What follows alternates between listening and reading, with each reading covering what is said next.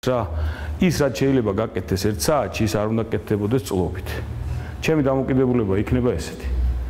94 წელს ტელევიზიას რო ვიწყებდი, მე არ მეგონა რომ რამე ესეთი შედეგი დაიდებოდა, როგორიც დაიდო. შედეგს გულისხმობ პროფესიული თვალსაზრისით.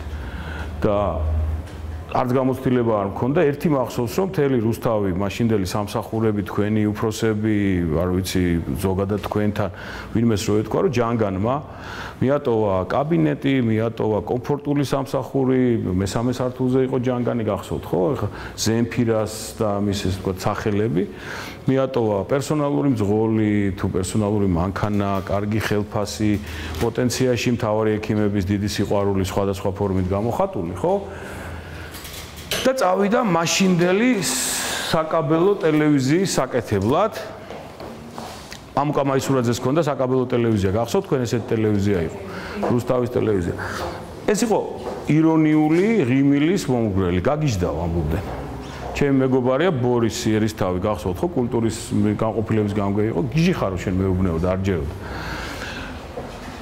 ზუსტად 3 წელიწადში, 97 წელს ორჯერ წართმეული ლიცენზიის შემდეგ, როცა ერთჯერ აქედან გამიშვეს, წამართვეს, ვიხმალავეთ, თვენახევარი დაკეტილი ვიყავით. მეორედ თბილისში წამართვეს ლიცენზია და თითქმის 1 წელი სასამართლოებში დავდიოდით.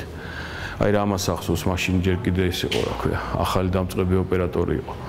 97 წელს შევარდნაძემ მოხსნა აჩიკო გოგელია, ანუ 3 წლიანი მუშაობის შემდეგ მოხსნა გოგელია სახელმწიფო ტელევიზიის დირექტორობიდან.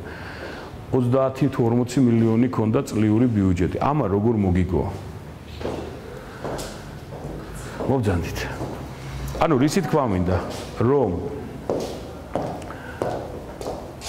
ერთადერთი მექანიზმი რაც მაძლევს საშუალებას რომ და იმედს რომ რასაც ვამბობ, არ ვიცი რა მოისმინეთ თქვენ ახლა გეტყვით რასაც ვაპირებ, როცა ყველა შებროვდება. გამარჯობათ, არა, მობძანდით.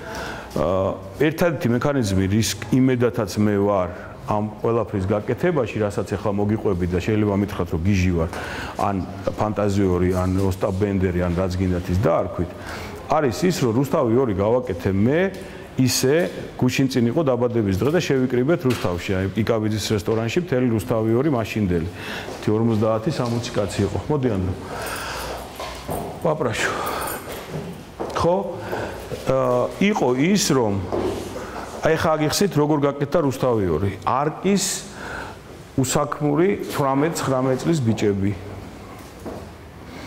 დემნა ჯაფარიძე მახსენდება სულ რა, გულბათ ჯაფარიძის ძმა, არ ვიცი, ჯაფარიძეებს იცნობთ, გულბათ ცნობილი ექიმი იყო და კარგი ადამიანი. დემნა ჯაფარიძე სწავლობდა გორის რაღაცა ინსტიტუტი, არ ვიცი, რაღაცის და ის არ დაუმთავრებია. დღეს დემნა არის საქართველოში ყველაზე რთული საერთაშორისო სატელევიზიო პროექტების გენერალური პროდიუსერი, აი X Factor-ი და არ ვიცი, ნიჭიერი, შპიჭიერი, ყველაფერს, რასაც დღეს რეიტინგი აქვს. რატო ამბობ ამას, რომ